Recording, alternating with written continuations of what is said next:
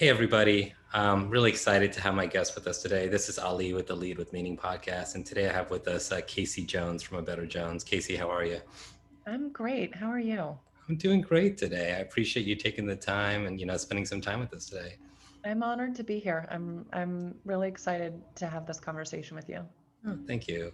So, Kasey, I was really drawn to a lot of your content, primarily on LinkedIn for a while now, where I'm always impressed with people that are using video and putting themselves out there just because I'm so afraid of it. So I'm always like impressed by that. And one thing I've shared about this podcast is I was trying to have conversations with people on topics that were really important to me, not just in my personal life, in my professional life. And that's something that really stood out to me was your authentic self. And I know one of the things we really wanted to talk about today was the role of women in leadership and how it's changed for several years. So I'd love to kind of hear from you on what do you think about the current state of women in sales and marketing, and what are you seeing on your side of the fence? Yeah. First of all, thank you. I really appreciate that. The being authentic in a public way, it's been a process and it's been a journey. And oftentimes people think that they see my ability to do it now and they think that it must be something that just comes naturally to me. And it really, really isn't. So I want to emphasize that this is a thing that truly anybody can do, I promise. Um, it gets easier and easier as you do it, as you push your own envelope just a little bit. When it comes to women in leadership, I think we're in just a fascinating time, because I feel like there are more women taking very, very public roles. There are more women really speaking out. Um, and I feel like I am just constantly inspired by the women that I'm seeing make these bold, authentic moves. And it fills me with hope. And I will also say the younger generation. So I'm technically a millennial, but only because I'm like a year into the cutoff. So I don't know, I don't really consider myself a millennial, but these young millennials and these Gen Zers, I mean, they're so naturally bold and passionate in this way that it's just, I don't know, it fills me with hope for our future. I mean, I don't think my generation when we were 16 could be Greta Thunberg. I just don't think that that was possible. And so watching young people of every gender and race and all the rest just being very bold and outspoken, I don't know, it gives me tingles and hope for our collective future. Thank you for sharing that. And I was curious just to kind of piggyback that because I would totally agree. When I look at the younger generation, they are so bold and so strong and so confident, and it's nothing that I would do, but I do tend to put myself in a different bucket anyway. But what have you seen? I've been really curious because one thing that stands out to me is we're definitely seeing a big push for more inclusion. One of the things that's really impressed me about A Better Jones is not just speaking on women advocacy, but of people of color and things of that nature, and really putting yourself out there on topics that matter. What do you think we could do in the community to like draw people into the sales and marketing community earlier from a younger age? So, well, from a younger age, I think we really need to shift the narrative that sales isn't something that is a last resort Yeah. or is only for D1 athletes that didn't become professional athletes. It's actually a phenomenal career. And what's amazing, I actually recently got connected to a woman that has created a whole program at Oregon State University. I live in Oregon, that's all about teaching college students how to sell. And I think we're seeing more and more of that. But I think when it comes to this whole diversity and inclusion conversation, somebody schooled me on this, and I wish I could remember who to give them credit. But it was a huge aha for me, which I didn't get it. Oftentimes we're looking at diversity. We think, oh, well, we just need to hire more, quote, diverse people.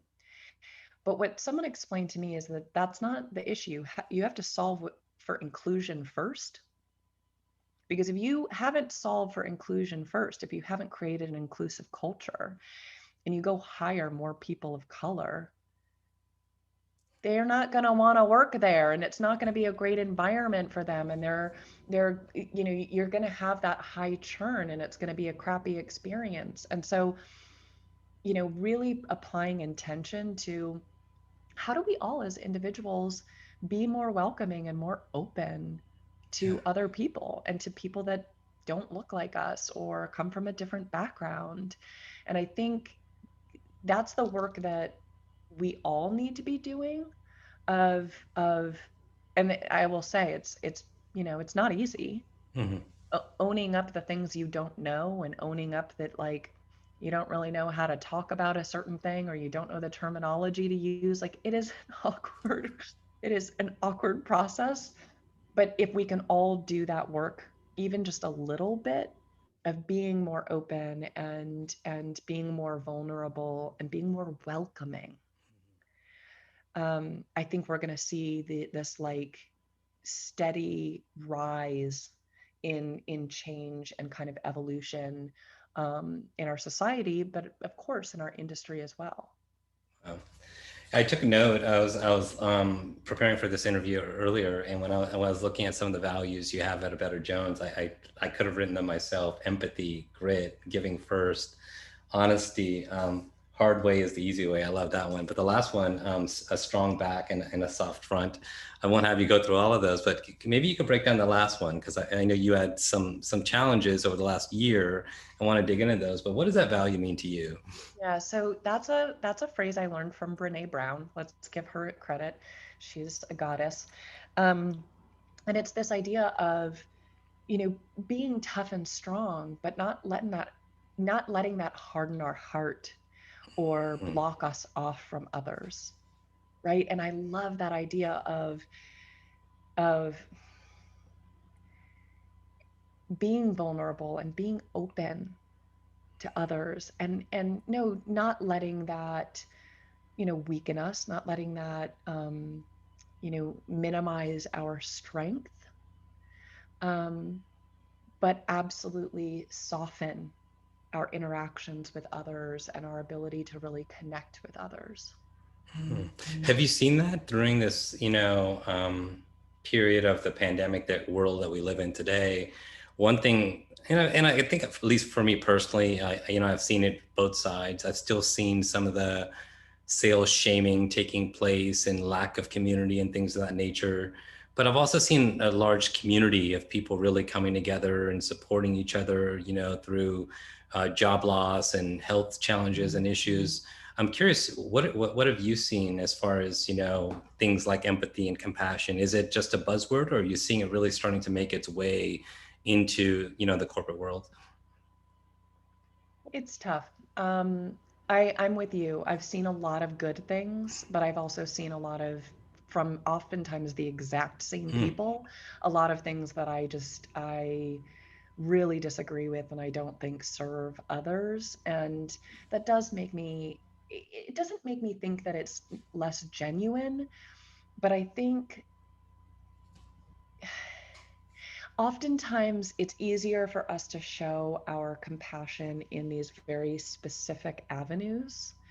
And sometimes we don't give ourselves and give others the space for us to be compassionate about what their struggle is, right? Like, we will pick and choose where we want to be compassionate and empathetic, and that's not really the point, right? And so I think this willingness to put all of our judgment aside, and it's hard, and especially during this period when we're all going through hard times, it's tough, and we have that swing. But something that I've learned in therapy that has been really helpful is, like, if you have a really strong reaction to something, I don't care what it is, taking the time to sort of take a step back, take a deep breath, get connected to that, that feeling, and getting curious about it. Because sometimes if we are really annoyed at someone for doing something, it's because of something that is like 7 layers deep within us. Yeah. And, I've been in my book club. I've been part of a virtual women's book club for almost 4 years Oh now. wow. And so we were lucky because we didn't have to transition to virtual. We always have been. And we're reading The Places That Scare Us or Scare You by Pima Chodron. And she's got this great story in the very beginning where she's like a little kid and she's kicking a can down a dirt road, and this lady sitting on her porch says, like, "Hey little girl, don't let life harden your heart." Hmm. And I think that's the thing that we all kind of need to remember is like, yeah, things are tough and we want to put walls up, but the mission, the journey in life is to keep our heart soft. Yeah, that's beautiful. I just took note of that book. It reminds me of, I read recently Suzuki's Zen Mind, Beginner's Mind, and he talked about never entering a conversation with a preconceived attachment because you can't be full and you can't be present and you can't truly be empathetic if you're coming with something there. And the second half of that was, and I've shared this before, was the something called the Sufi gates. Most are familiar with probably Rumi, who's a Sufi poet, and there's a saying with the Sufi gates, which is it true? Is it needed? Is it kind?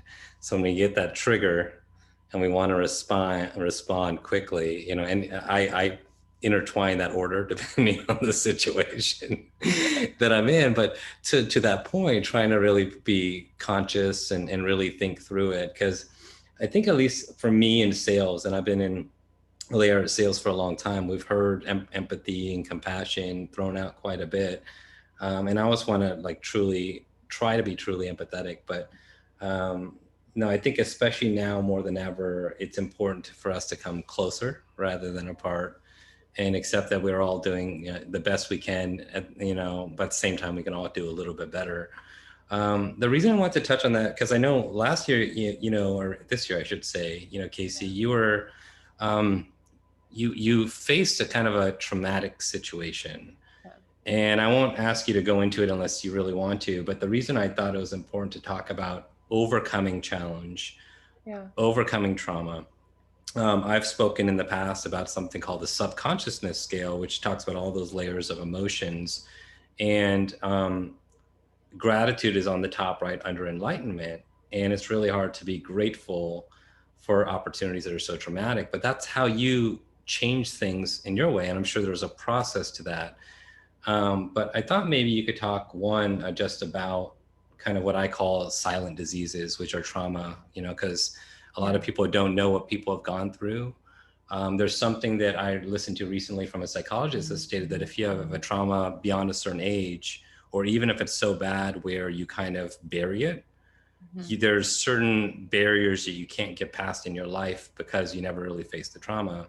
So I thought maybe you could talk a little bit about maybe your process of emotions, of how what got you to a place of turning it into a miracle or calling it a miracle. Yeah. Um, it goes back to that not hardening your heart, Hmm. honestly. And I think it also, I will say, like, the number one thing that made the difference for me is talking about it and speaking about it publicly. You know, so I was very lucky, I was very fortunate when this whole experience happened that I was already in therapy. And so I didn't have to go find a new therapist. And truly, so I won't go into detail, but I was attacked by a dog on a Wednesday, and it was really bad. I was in the hospital. Um, I genuinely thought I was going to die, um, and I had pretty extensive surgery on Thursday. And I remember I fell asleep Thursday night. And then, in the hospital, they come into your room like every 2 hours. And so I Yeah. woke up at 1 o'clock in the morning and I couldn't go back to sleep because I couldn't stop crying.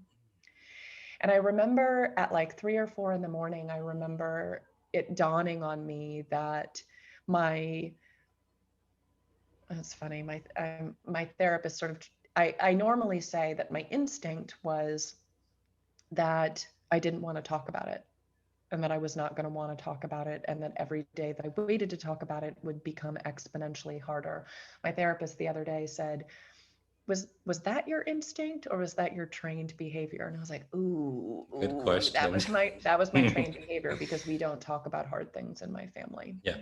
And we And definitely most don't talk most don't. about the important topics that we should discuss. And you and I were talking before we hit record about, how do we rewire some of those habits that were handed down to us from our parents and our parents' parents and so on and so forth. So you're right on the money. Oh yeah, and in my family, it's like you don't talk about hard things, and you never talk about something that someone might pity you for. Like that's like the cardinal sin. And but I recognized that I needed to, because that I knew that would I needed to. And so my therapist was like, maybe that was the instinct. And I was like, okay, all right, all right. And so I started talking about it. And throughout this entire process, I've used it as an opportunity to look really deep inside of me and be very honest about who I want to be and what Mhm. I want my life to look like. And I am not exaggerating. I would not wish this experience on anyone, but I view it absolutely as a blessing for me. Like I have a much better understanding of the person that I want to be, the kind of life that I want to live. Like I am so filled with gratitude in a way that I can't even put into words. And I never could have conceived that I would have this. And I think the biggest thing is every trauma, every challenge, if you are willing to do the work, if you are willing to look deep inside you and understand what it means and understand what it uncovers within you, it can be a blessing, and it can be something that propels you forward in ways that you couldn't possibly foresee. But it does take this willingness not to retreat, not to hide, not to shut down, but to kind of crack yourself open. And this is Mhm. something that, the phrase that I used a bunch when I was recovering from this, is that I felt like my heart had cracked open, Mhm. that it was raw and exposed. And even though there was something really scary about that, there was something absolutely exhilarating about it as well. And what I've seen is that I have been able to form much deeper connections with people. And um, it's turned into a incredibly positive experience for me. Mhm. Um, I'm sorry you went through that. I remember reading about it, and one, just even though we hadn't met formally, being just having this level of concern and even imagining that type of situation. And I applaud you for one putting it out there and sharing this, because even when you and I connected, you had reached out on kind of something you're working on, a project, and we just had an opportunity to connect, and you're kind enough to say this is a conversation I think people need to hear, and we're here today having it. So I want to just thank you on all those fronts. Oh, thank you. Um, I'm curious though, when we think about trauma, because I like to say I think I was blessed that a lot of the core traumas that I may have experienced in my life, I've unraveled in ways that maybe I'm functional, or I got deep enough to where I don't feel like they affect me. I'm sure there's stuff buried, because there is with all of us, right? Yeah. But for most people, I think there's something that may have occurred, and they may not have the courage or the support system or be in therapy or maybe have the financial means to kind of face it. What are some maybe tactical tips or things that you had shared, like your support system was there for you, that maybe we can help people realize that there is light at the end of the tunnel? Because one thing that I've seen that is really close to my heart, it isn't so much trauma, but it's people that have allowed a life experience to alter their best self, Yes. and it usually always is a trauma.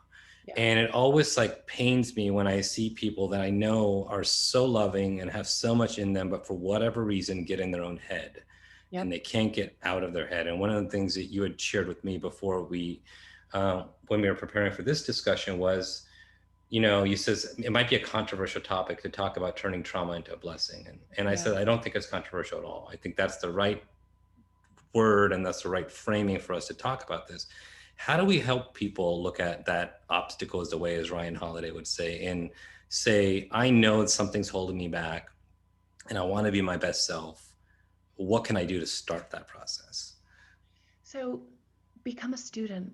Yeah. And I think you and I really, really share in this. Become a student of this stuff. I mean, it's like literally just go down the rabbit hole, learn Yeah. everything you can, read books. And the biggest thing I think about all the time is, we are what we consume. Okay. Oh, And yeah. yes, we say all the time, oh, you are what you eat, but you are what you eat mentally and Mm-hmm. spiritually and emotionally as well. So, you know, I've gotten to a point where it's like I don't really pay attention to the news. Like, Mm-hmm. yeah, I know what's going on and I pay attention to headlines, but I don't, I used to spend 30 minutes reading the New York Times every morning. I do not do that anymore. You know, feed yourself with positivity, with positive things. And truly, what I was saying earlier, when you have a strong reaction to something, don't shame yourself about it. Don't shame others about it. Get curious. Curiosity is the thing that can save you. It can make you. It is the greatest power that we have in our lives. And when you get curious about why you're having a particular reaction, that's when you can start to uncover what it is about that situation that is creating that response. And then it becomes much easier to figure out what is the thing that you can do to solve it. And I think that's the problem with getting caught up in your own head is you get detached from your ability to kind of change it. And someone said something to me recently that has just really stuck with me. When we take responsibility for our life, for the things that go well, for the things that don't, and it's very easy to want to blame someone else for our circumstances. But when we instead take responsibility for those things, that is the ultimate freedom. Because when you take responsibility for it, that means you also have a responsibility and an ability to change it. And if Mm. it's someone else's fault, you've got no agency. But if it's yours, you've got all the power in the world. And that's what this is all about, is finding your own power, Mm. finding your own source so that you can create the life that you deserve. There's a lot in there, Kasey. I've always said blame is the easiest way to not take responsibility for yourself. I was smiling when you said that. No, so I recently have started to dig into Robert Greene's work a little bit, and it's not a little bit; it's pretty detailed work. His books aren't that small, but the one that I went through pretty quickly, which was the smaller one, which was Mastery, and he talks about we all are a blessing. We're all have our unique mastery built in inside of us. And as children, we all had our unique traits and skills. And somehow along the way, we lost sight of that. And I think to your point, we need to go back and really re-educate ourselves on who we are and what really matters to ourselves and to Yeah. us, and align those beliefs, as well. If somebody is going through that, one thing I would always advise is don't feel like you're alone. Yes. Because I'm fortunate that I grew up with both parents, and in a loving and supportive household, and but still, you get lost along the way, and but I've seen people have trauma really affect them, Yeah. and you know it's something that I think we always have to deal with, and you have to pull Yeah. those tools out of your pocket. But like you're saying, it's really important to protect your energy. I know for you, you and I have shared some conversations on grounding and balance Yeah. before. And really, if those aren't familiar, grounding is really tuning your energy, so that you can be, grounded for kind of your parasympathetic and your sympathetic states, and really keeping things calm. So similar to Kasey, I don't have notifications on my phone. I have a routine to ensure that I start my day the right way, and I have a lot of screen hygiene and What I read, I'm very protective of. One thing that you had shared with me that you do as a part of your routine is a letter to yourself with your visualization. What, maybe you Yeah. could share people a little bit of some of the tricks you're using, to kind of tune and prime your day. Yeah. So, and I'm a huge, huge, huge believer in kind of habit and routine.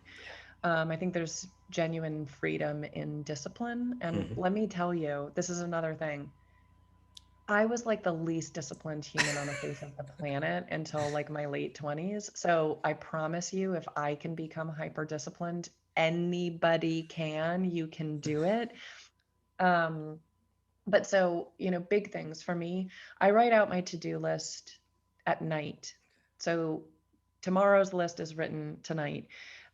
Because that way I know exactly what I want out of the day and I can kind of kick the day off. Um, in the morning, well, and I actually I do it before bed and also in the morning. So yeah, I write a couple of different letters to myself. So I have a 90-day letter. So it's a letter that I wrote 90 days in the future about all the things that I've achieved and how proud I am of myself and all of these things. And I print it out and or you can write it out and I read it to myself every night and every morning. But I also have a year letter, 3 years letter, and a 7 years letter. And the 7 years one, it's interesting. It's like I didn't originally make it as a letter. I heard about it on a Tim Ferriss podcast like years ago, Okay. that this woman who, and I don't remember her name, this woman she's a design teacher at some design school in New York, and she has her students do this. That she has them write it's basically like a day in your life, Yeah. 7 years into the future. And she said she makes all of her students do this. They all grumble when it is assigned. And she said, she was like, you cannot imagine how many students about 4 or 5 years after they've written that letter send me an email or give me a call or send me a note saying, I'm going to cry just talking about it, saying, oh my God, I've achieved everything already. Oh my gosh. And that's the thing. It's like, so I will also say, let me just take a quick pause.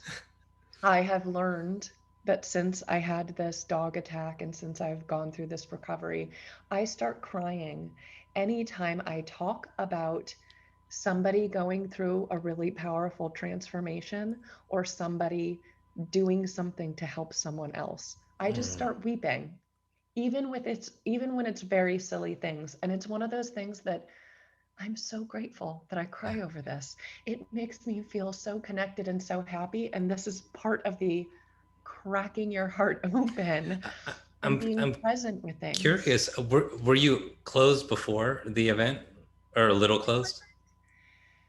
So I have always been somebody that cries pretty easily, Okay.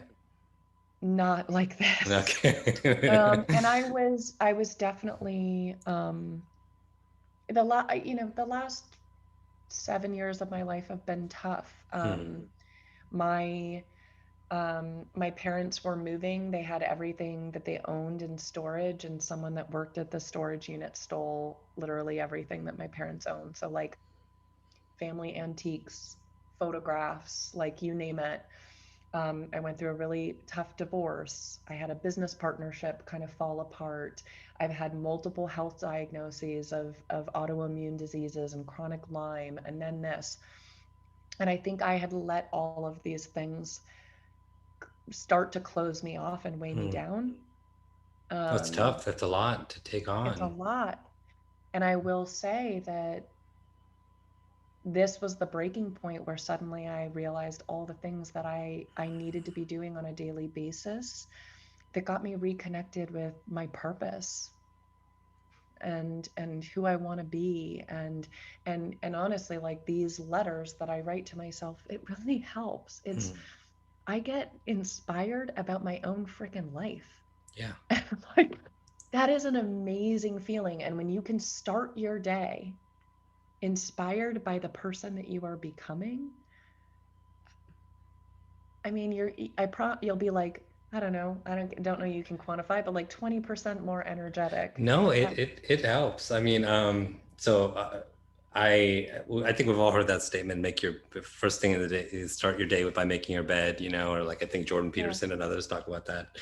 And my wife's sleeping, so I haven't done that, right? Yeah. It's a little My strange to boyfriend make doesn't my sleep bed with now my sometimes. Yeah. so about a month ago I started doing it, like fold my my side of the bed. Right? And I have my other part of the routine, but I noticed I did feel better starting the day with a certain task, to so on and so forth. She Yeah. eventually says, "Can you stop making the bed because you're waking me up?" And I had to come up with something new to do for that part of the checkbox. But no, I'm a huge believer of Kaizen or the compounding effect of atomic habits, and I think often we see that big wall that we're climbing up, and it is about the process, not necessarily the outcome. I love the aspect of a letter. Marcus Chan, who I had on the show, talked about that as well. He did something that I told myself I'm going to do, which is he recorded it and he listens to Yeah. it, and I can see the impact of both. Um, So yeah, and I keep wanting to record my affirmations because I think yeah, that would be exactly. super powerful. There's something about, I think the hard part is like when you've got a mate sleeping in bed next to Yeah. you and you're trying to like whisper your letter to yourself, because I do think it's most helpful to read it out loud. Okay. Like when you read it out loud, I like, It's ooh, that just like powerful. gives me tingles. It's Yeah. powerful. So I think I might have shared with you because we both shared our topics on gratitude Yeah. journaling. So just for the audience, you've heard me talk about routine a lot because I'm obsessed with it. I think almost anybody that's come on has had some form of consistent routine. So you're probably Yeah. seeing a trend there. And again, in sales and marketing, we're outcome driven roles. Yep. But it is, if everybody should have read, Carol Dweck's Growth Mindset or Grit or Limitless, it is about the process, not about the outcome. And that Yeah. process is about the daily consistent habits that we do daily. It's not Yeah. about just letters or working out. It's about finding these consistent traits you could do on a regular basis to help yourself be grounded.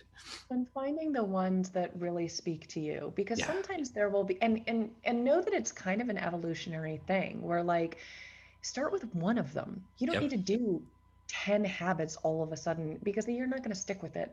So start with one, and what inevitably is going to happen is that one, you'll kind of nail that one and it'll start to feel really good and you'll be like, "Oh, what else should I do?" Starts And to it snowball. starts to Yeah. build. Yeah, it starts to snowball, but in this like really beautiful way. And you will start to be one of those people that annoy other people because you're always smiling and you're always in a good mood. It's and people get annoyed at first and then they're like, You'll break oh, it. it's gonna break. Yeah. Yeah, You it, know? it, it does become contagious. One I've Yeah. started recently, I re-listened to Lisa Nichols on Impact Quest. I don't know if you saw that interview. It's an old interview of hers. And she's telling a story. If you do know Lisa Nichols' story, like she, obviously a rags to riches, and she's telling a story when she was in a poor financial state and she had to wrap her son's diaper with like a cloth. And she Yeah. just told herself, oh, we'll never be this poor again. And one of the things she started to do, and her story's great, so check it out on Impact Quest. I could put it in the link in the comments, but she talked about um, every morning telling herself that she forgave herself for 7 things and she was proud of herself for 7 things.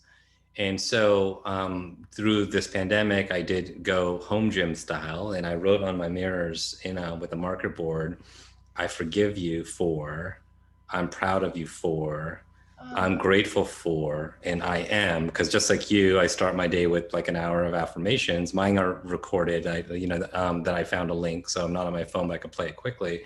And just saying those forgivenesses and the things I was proud of, even in a month, I noticed this huge relief that what I didn't know was there. And it's so powerful, like you said, to vocalize it and to do it, and it works. So oh yeah. We're our own worst critics. And it's, we're constantly taught growing up this like negative self-talk. yeah. And it depends also on like who your parents are.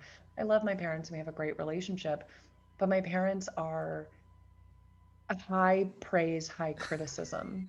So it'll be like, I mean, they'll say incredibly glowing, wonderful things about me. And then in the next breath, it's like, the last conversation I had with my parents, they were talking about how they'd watched the YouTube video of a recent podcast interview that Ashley and I had done for the other side of sales. And my dad was like, "Oh, I loved what you were talking about. That was so interesting." And my mom was like, Ashley's eye makeup looked really good. You really need to start stepping it up. You just looked kind of sloppy in comparison. I was like, "Thank you, Thank you, mother. I mother. So appreciate that." grateful for this Yeah, comment. like, okay. And like we're taught that, and unlearning it, that's a process. And like we do have to be deliberate about unlearning this negative self-talk. And we would never speak to another person the way we speak to ourselves Yeah, or a client, right, or anything or else, right? clients. Yeah. So one question, Kasey, I always like to ask Yeah. people on this show is if you had to offer a piece of advice to a younger you that could help them really be impactful. And I might give you a twofold question. One being, I know that there's something that I've been avoiding facing that's holding me back, just because we touched on that one. And the younger might be just on somebody, well, let's just use that one first, and, what would you share with them to kind of help them realize that they're not in it alone, and there's light at that under the tunnel. There's a blessing on the other side of it.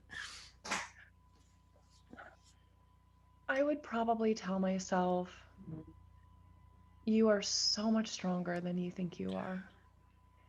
And I don't know how I would put it, but I would really think through and I would find a way to tell myself or to teach myself that there is a voice inside of me that knows more than any of the other people that I'm listening to, Hmm. any of the other people that I think whose advice I need to follow or whose affirmation or appreciation I need to earn. That inner voice knows everything that I need to know. I just need to listen. Listen, yes.